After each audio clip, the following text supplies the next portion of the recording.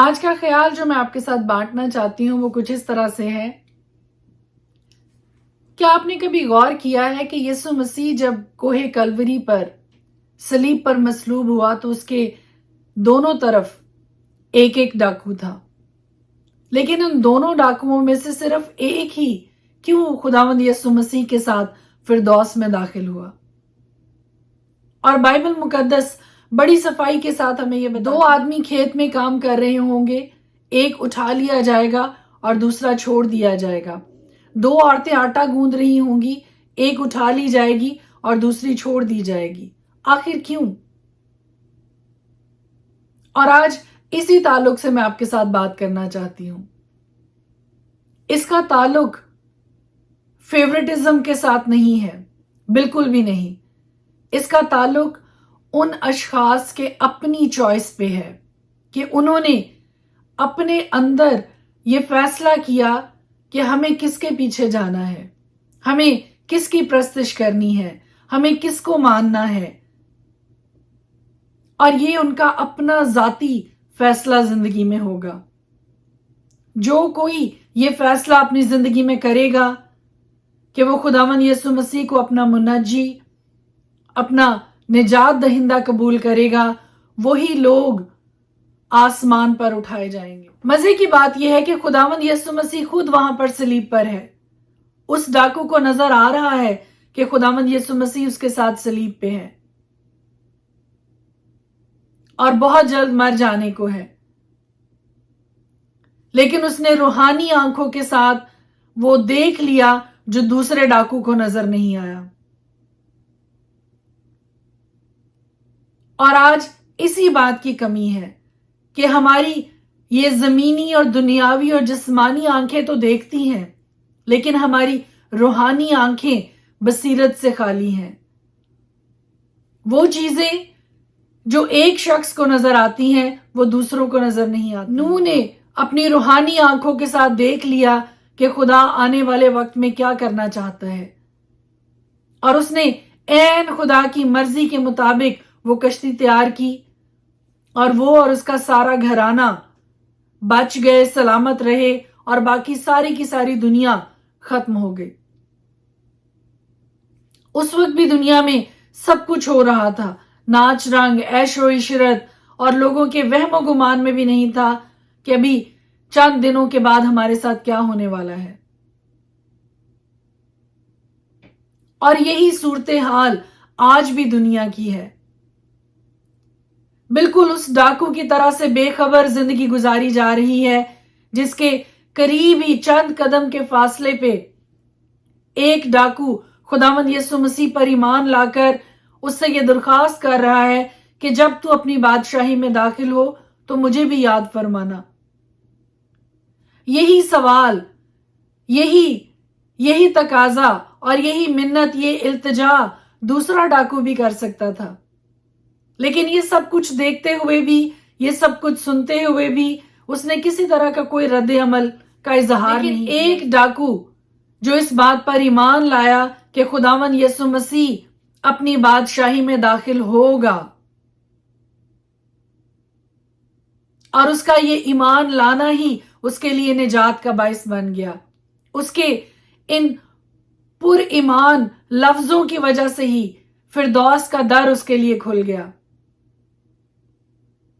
آج بھی اس دنیا میں آپ کے ارد گرد ہزاروں، لاکھوں، کروڑوں دیکھتے ہوئے نہیں دیکھتے ہیں، سنتے ہوئے نہیں سنتے ہیں۔ اور اسی لیے مکاشفہ کی کتاب میں بار بار آپ کو ایک جملہ سننے کو ملتا ہے، جس کے کان ہو وہ سنے کہ روح کلیسیاؤں سے کیا فرماتا ہے۔ آپ کہیں گے کان تو سبھی کے ہوتے ہیں، لیکن یہ جسمانی کانوں کی نہیں، یہ ان روحانی کانوں کی بات ہو رہی ہے جن کے ساتھ کوئی شخص روحانی باتوں کو سن سکے۔ مل کے خدا سے یہ دعا کریں کہ خداوند خدا، جس طرح سے تو نے صلیب پہ لٹکے ہوئے اس ڈاکو کو یہ توفیق عطا کی کہ وہ تیرے ساتھ فردوس میں داخل ہو سکے، ایسے ہی اے خداوند خدا ہمیں بھی یہ توفیق عطا کر، ہماری آنکھوں کو کھول، ہمارے ذہن کو روشن کر، ہمارے کانوں کو تو کھول، ہمیں وہ کان دے جو تیرے روح کی باتوں کو سن سکیں۔ May God bless you. خداوند آپ کے ساتھ ہو۔ آج کا سارا دن خوشی کے ساتھ، اطمینان کے ساتھ اور تسلی کے ساتھ گزاریے۔ خدا کے پاک کلام میں سے ہم دیکھیں گے لوکا کی انجیل اس کا 7 باب، اور خدا کے پاک کلام میں یہ لکھا ہے، جب وہ لوگوں کو اپنی سب باتیں سنا چکا تو کفرنہوم میں آیا، اور کسی صوبہ دار کا نوکر جو اس کو عزیز تھا بیماری سے مرنے کو تھا۔ اس نے یسوع کی خبر سن کر یہودیوں کے کئی بزرگوں کو اس کے پاس بھیجا اور اسے درخواست کی کہ آ کر میرے نوکر کو اچھا کر۔ وہ یسوع کے پاس آئے اور اس کی بڑی منت کر کے کہنے لگے کہ وہ اس لائق ہے کہ تو اس کی خاطر یہ کرے، کیونکہ وہ ہماری قوم سے محبت رکھتا ہے اور ہمارے عبادت خانہ کو اسی نے بنوایا۔ یسوع ان کے ساتھ چلا، مگر جب وہ گھر کے قریب پہنچا تو صوبہ دار نے بعض دوستوں کی معرفت اسے یہ کہلا بھیجا کہ اے خداوند تکلیف نہ کر، کیونکہ میں اس لائق نہیں کہ تو میری چھت کے نیچے آئے۔ اسی سبب سے میں نے اپنے آپ کو بھی تیرے پاس آنے کے لائق نہ سمجھا، بلکہ زبان سے کہہ دے تو میرا خادم شفا پائے گا، کیونکہ میں بھی دوسرے کے اختیار میں ہوں اور سپاہی میرے ماتحت ہیں، اور جب ایک سے کہتا ہوں جا تو وہ جاتا ہے، اور دوسرے سے آ تو وہ آتا ہے، اور اپنے نوکر سے کہ یہ کر تو وہ کرتا ہے۔ یسوع نے یہ سن کر اس پر تعجب کیا اور پھر کر اس بھیڑ سے جو اس کے پیچھے آتی تھی کہا، میں تم سے کہتا ہوں کہ میں نے ایسا ایمان اسرائیل میں بھی نہیں پایا۔ اور بھیجے ہوئے لوگوں نے گھر میں واپس آ کر اس نوکر کو تندرست پایا۔ تھوڑے عرصہ کے بعد ایسا ہوا کہ وہ نائن نام ایک شہر کو گیا، اور اس کے شاگرد اور بہت سے لوگ اس کے ہمراہ تھے۔ جب وہ شہر کے پھاٹک کے نزدیک پہنچا تو دیکھو ایک مردہ کو باہر لیے جاتے تھے۔ وہ اپنی ماں کا اکلوتا بیٹا تھا، اور وہ شہر کے بہتھیرے لوگ اس کے ساتھ تھے۔ اسے دیکھ کر خداوند کو ترس آیا اور اس سے کہا مت رو۔ پھر اس نے پاس آ کر جنازہ کو چھوا، اور اٹھانے والے کھڑے ہو گئے، اور اس نے کہا اے جوان، میں تجھ سے کہتا ہوں اٹھ۔ وہ مردہ اٹھ بیٹھا اور بولنے لگا، اور اس نے اسے اس کی ماں کو سونپ دیا، اور سب پر دہشت چھا گئی، اور وہ خدا کی تمجید کر کے کہنے لگے کہ ایک بڑا نبی ہم میں برپا ہوا ہے، اور خدا نے اپنی امت پر توجہ کی ہے، اور اس کی نسبت یہ خبر سارے یہودی اور تمام گرد و نواح میں پھیل گئی۔ اور یوحنا کو اس کے شاگردوں نے ان سب باتوں کی خبر دی۔ اس پر یوحنا نے اپنے شاگردوں میں سے 2 کو بلا کر خداوند کے پاس یہ پوچھنے کو بھیجا کہ آنے والا تو ہی ہے یا ہم دوسرے کی راہ دیکھیں۔ انہوں نے اس کے پاس آ کر کہا، یوحنا بپتسمہ دینے والے نے ہمیں تیرے پاس یہ پوچھنے کو بھیجا ہے کہ آنے والا تو ہی ہے یا ہم دوسرے کی راہ دیکھیں۔ اسی گھڑی اس نے بہتوں کو بیماریوں اور آفتوں اور بری روحوں سے نجات بخشی، اور بہت سے اندھوں کو بینائی عطا کی۔ اس نے جواب میں ان سے کہا کہ جو کچھ تم نے دیکھا اور سنا ہے جا کر یوحنا سے بیان کر دو کہ اندھے دیکھتے ہیں، لنگڑے چلتے پھرتے ہیں، کوڑی پاک صاف کیے جاتے ہیں، بہرے سنتے ہیں، مردے زندہ کیے جاتے ہیں، غریبوں کو خوشخبری سنائی جاتی ہے، اور مبارک ہے وہ جو میرے سبب سے ٹھوکر نہ کھائے۔ جب یوحنا کے قاصد چلے گئے تو یسوع یوحنا کے حق میں لوگوں سے کہنے لگا کہ تم بیابان میں کیا دیکھنے گئے تھے؟ کیا ہوا سے ہلتے ہوئے سرکنڈے کو؟ تو پھر کیا دیکھنے گئے تھے؟ کیا مہین کپڑے پہنے ہوئے شخص جو چمکدار پوشاک پہنتے اور عیش و عشرت میں رہتے ہیں وہ بادشاہی محلوں میں ہوتے ہیں؟ تو پھر تم کیا دیکھنے گئے تھے؟ کیا ایک نبی؟ ہاں میں تم سے کہتا ہوں بلکہ نبی سے بھی بڑے کو۔ یہ وہی ہے جس کی بابت لکھا ہے کہ دیکھ میں اپنا پیغمبر تیرے آگے بھیجتا ہوں جو تیری راہ تیرے آگے تیار کرے گا۔ میں تم سے کہتا ہوں کہ جو عورتوں سے پیدا ہوئے ہیں ان میں یوحنا بپتسمہ دینے والے سے کوئی بڑا نہیں، لیکن جو خدا کی بادشاہی میں چھوٹا ہے وہ اس سے بڑا ہے۔ اور سب عام لوگوں نے جب سنا تو انہوں نے اور محصول لینے والوں نے بھی یوحنا کا بپتسمہ لے کر خدا کو راست باز مان لیا، مگر فریسیوں اور شرع کے عالموں نے اس سے بپتسمہ نہ لے کر خدا کے ارادہ کو اپنی نسبت باطل کر دیا۔ پس اس زمانہ کے آدمیوں کو میں کس سے تشبیہ دوں، اور وہ کس کی مانند ہیں؟ ان لڑکوں کی مانند ہیں جو بازار میں بیٹھے ہوئے ایک دوسرے کو پکار کر کہتے ہیں کہ ہم نے تمہارے لیے بانسلی بجائی اور تم نہ ناچے، ہم نے ماتم کیا اور تم نہ روئے، کیونکہ یوحنا بپتسمہ دینے والا نہ تو روٹی کھاتا ہوا آیا نہ میں پیتا ہوا، اور تم کہتے ہو کہ اس میں بدرو ہے۔ ابن آدم کھاتا پیتا آیا اور تم کہتے ہو کہ دیکھو کھاؤ اور شرابی آدمی، محصول لینے والوں اور گنہگاروں کا یار۔ لیکن حکمت اپنے سب لڑکوں کی طرف سے راست ثابت ہوئی۔ پھر کسی فریسی نے اس سے درخواست کی کہ میرے ساتھ کھانا کھا۔ پس وہ اس فریسی کے گھر جا کر کھانا کھانے بیٹھا تو دیکھو ایک بد چلن عورت جو اس شہر کی تھی، یہ جان کر کہ وہ اس فریسی کے گھر میں کھانا کھانے بیٹھا ہے، سنگ مرمر کے عطر دان میں عطر لائی اور اس کے پاؤں کے پاس روتی ہوئی پیچھے کھڑی ہو کر اس کے پاؤں آنسوؤں سے بھگونے لگی اور اپنے سر کے بالوں سے ان کو پونچھا اور اس کے پاؤں بہت چومے اور ان پر عطر ڈالا۔ اس کی دعوت کرنے والا فریسی یہ دیکھ کر اپنے جی میں کہنے لگا کہ اگر یہ شخص نبی ہوتا تو جانتا کہ جو اسے چھوتی ہے وہ کون اور کیسی عورت ہے، کیونکہ وہ بد چلن ہے۔ یسوع نے جواب میں اس سے کہا، اے شمعون، مجھے تجھ سے کچھ کہنا ہے۔ اس نے کہا، اے استاد کہہ۔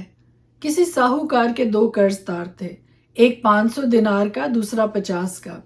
جب ان کے پاس ادا کرنے کو کچھ نہ رہا تو اس نے دونوں کو بخش دیا۔ پس ان میں سے کون اس سے زیادہ محبت رکھے گا؟ شمعون نے جواب میں کہا، میری دانست میں وہ جسے اس نے زیادہ بخشا۔ اس نے اس سے کہا، تو نے ٹھیک فیصلہ کیا۔ اور اس عورت کی طرف پھر کر اس نے شمعون سے کہا، کیا تو اس عورت کو دیکھتا ہے؟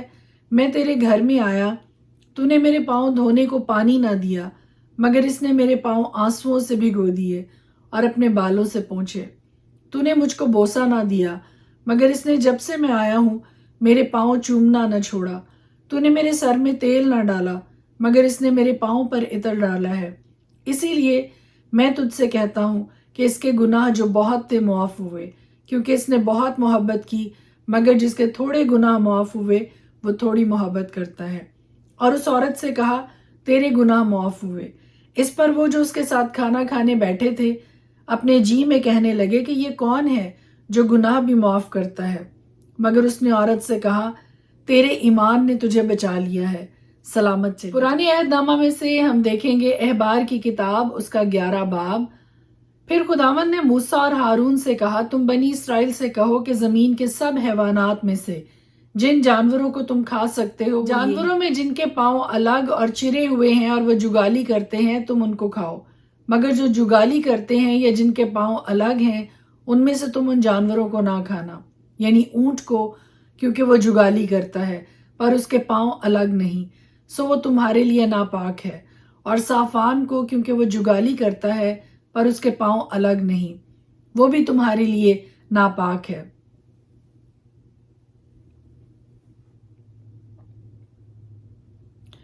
اور خرگوش کو، کیونکہ وہ جگالی تو کرتا ہے پر اس کے پاؤں الگ نہیں، وہ بھی تمہارے لیے ناپاک ہے۔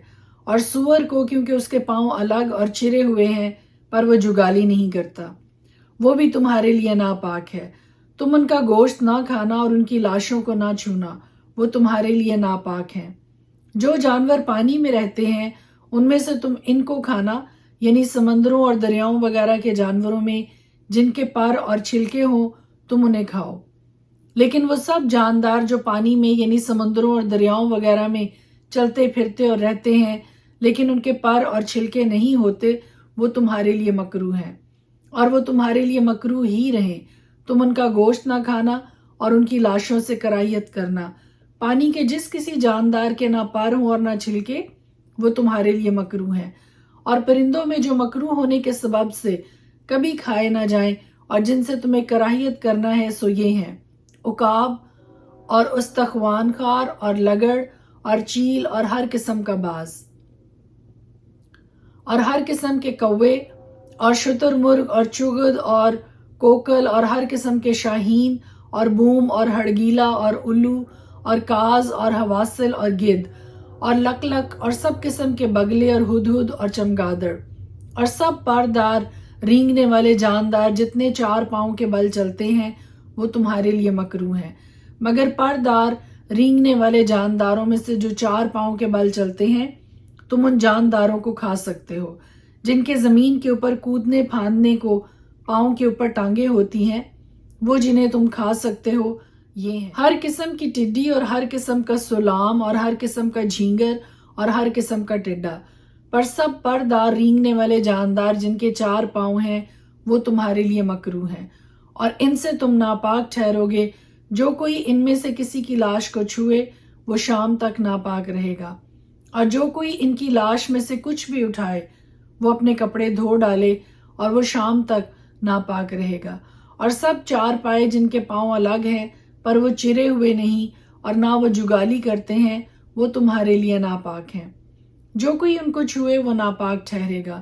اور چار پاؤں پر چلنے والے جانوروں میں سے جتنے اپنے پنجوں کے بل چلتے ہیں وہ بھی تمہارے لیے ناپاک ہیں۔ جو کوئی ان کی لاش کو چھوئے وہ شام تک ناپاک رہے گا، اور جو کوئی ان کی لاش کو اٹھائے وہ اپنے کپڑے دھو ڈالے اور وہ شام تک ناپاک رہے گا۔ یہ سب تمہارے لیے ناپاک ہیں۔ اور زمین پر کے رینگنے والے جانوروں میں سے جو تمہارے لیے ناپاک ہیں وہ یہ ہیں، یعنی نیولا اور چوہا اور ہر قسم کی بڑی چھپکلی اور ہرزون اور گو اور چھپکلی اور سانڈا اور گرگٹ، سب رینگنے والے جانداروں میں سے یہ تمہارے لیے ناپاک ہیں۔ جو کوئی ان کے مرے پیچھے ان کو چھوئے وہ شام تک ناپاک رہے گا۔ اور جس چیز پر وہ مرے پیچھے گریں وہ چیز ناپاک ہوگی، خواہ وہ لکڑی کا برتن ہو یا کپڑا یا چمڑا یا بورا ہو، خواہ کسی کا کیسا ہی برتن ہو، ضرور ہے کہ وہ پانی میں ڈالا جائے اور وہ شام تک ناپاک رہے گا، اس کے بعد وہ پاک ٹھہرے گا۔ اور اگر ان میں سے کوئی کسی مٹی کے برتن میں گر جائے تو جو کچھ اس میں ہے وہ ناپاک ہوگا۔ اور برتن کو تم توڑ ڈالنا، اس کے اندر اگر کھانے کی کوئی چیز ہو جس میں پانی پڑا ہوا ہو تو وہ بھی ناپاک ٹھہرے گی۔ اور اگر ایسے برتن میں پینے کے لیے کچھ ہو تو وہ ناپاک ہوگا۔ اور جس چیز پر ان کی لاش کا کوئی حصہ گرے، خواہ وہ تنور ہو یا چولہا، وہ ناپاک ہوگی اور توڑ ڈالی جائے۔ ایسی چیزیں ناپاک ہوتی ہیں اور وہ تمہارے لیے بھی ناپاک ہوں، مگر چشمہ یا تالاب جس میں بہت پانی ہو وہ پاک رہے گا۔ پر جو کچھ ان کی لاش سے چھو جائے وہ ناپاک ہوگا۔ اور اگر ان کی لاش کا کچھ حصہ کسی بونے کے بیج پر گرے تو وہ بیج پاک رہے گا، پر اگر بیج پر پانی ڈالا گیا ہو اور اس کے بعد ان کی لاش میں سے کچھ اس پر گرا ہو تو وہ تمہارے لیے ناپاک ہوگا۔ اور جن جانوروں کو تم کھا سکتے ہو، اگر ان میں سے کوئی مر جائے تو جو کوئی اس کی لاش کو چھوئے وہ شام تک ناپاک رہے گا۔ اور جو کوئی ان کی لاش میں سے کچھ کھائے وہ اپنے کپڑے دھو ڈالے اور وہ شام تک ناپاک رہے گا۔ اور جو کوئی ان کی لاش کو اٹھائے وہ اپنے کپڑے دھو ڈالے اور وہ شام تک ناپاک رہے گا۔ اور سب رینگنے والے جاندار جو زمین پر رینگتے ہیں مکروہ ہیں اور کبھی کھائے نہ جائیں۔ اور زمین پر کے سب رینگنے والے جانداروں میں سے جتنے پیٹ یا چار پاؤں کے بل چلتے ہیں یا جن کے بہت سے پاؤں ہوتے ہیں ان کو تم نہ کھانا، کیونکہ وہ مکروہ ہیں۔ اور تم کسی رینگنے والے جاندار کے سبب سے جو زمین پر رینگتا ہے اپنے آپ کو مکروہ نہ بنا لینا، اور نہ ان سے اپنے آپ کو ناپاک کرنا کہ نجس ہو جاؤ، کیونکہ میں خداوند تمہارا خدا ہوں۔ اس لیے اپنے آپ کو مقدس کرنا اور پاک ہونا، کیونکہ میں قدوس ہوں۔ سو تم کسی طرح کے رینگنے والے جاندار سے جو زمین پر چلتا ہے اپنے آپ کو ناپاک نہ کرنا، کیونکہ میں خداوند ہوں اور تم کو ملک مصر سے اسی لیے نکال کر لایا ہوں کہ میں تمہارا خدا ٹھہروں۔ اس لیے تم مقدس ہونا کیونکہ میں قدوس ہوں۔ حیوانات اور پرندوں اور آبی جانوروں اور زمین پر کے سب رینگنے والے جانداروں کے بارے میں شرع یہی ہے، تاکہ پاک اور ناپاک میں اور جو جانور کھائے جا سکتے ہیں اور جو نہیں کھائے جا سکتے ان کے درمیان امتیاز کیا جائے۔ احبار کی کتاب اس کا 12 باب۔ اور خداوند نے موسیٰ سے کہا، بنی اسرائیل سے کہہ کہ اگر کوئی عورت حاملہ ہو اور اس کے لڑکا ہو تو وہ 7 دن ناپاک رہے گی، جیسے حیض کے ایام میں رہتی ہے، اور 8ویں دن لڑکے کا ختنہ کیا جائے۔ اس کے بعد 33 دن تک وہ طہارت کے خون میں رہے، اور جب تک اس کی طہارت کے ایام پورے نہ ہوں تب تک نہ تو کسی مقدس چیز کو چھوئے اور نہ مقدس میں داخل ہو۔ اور اگر اس کے لڑکی ہو تو وہ 2 ہفتے ناپاک رہے گی، جیسے حیض کے ایام میں رہتی ہے۔ اس کے بعد وہ 66 دن تک طہارت کے خون میں رہے، اور جب اس کی طہارت کے ایام پورے ہو جائیں تو خواہ اس کے بیٹا ہوا ہو یا بیٹی، وہ سوختنی قربانی کے لیے 1 سالہ برا اور خطا کی قربانی کے لیے کبوتر کا ایک بچہ یا ایک قمری خیمہ اجتماع کے دروازہ پر کاہن کے پاس لائے، اور کاہن اسے خداوند کے حضور گزرانے اور اس کے لیے کفارہ دے، تب وہ اپنے جریان خون سے پاک ٹھہرے گی۔ جس عورت کے لڑکا یا لڑکی ہو اس کے بارے میں شرع یہ ہے، اور اگر اس کو برا لانے کا مقدور نہ ہو تو وہ 2 قمریاں یا کبوتر کے 2 بچے، ایک سوختنی قربانی کے لیے اور دوسرا خطا کی قربانی کے لیے لائے۔ یوں کاہن اس کے لیے کفارہ دے تو وہ پاک ٹھہرے گی۔ خدا کے پاک کلام کے پڑھے اور سنے جانے پر اس کی خاص برکت ٹھہرے۔ آمین۔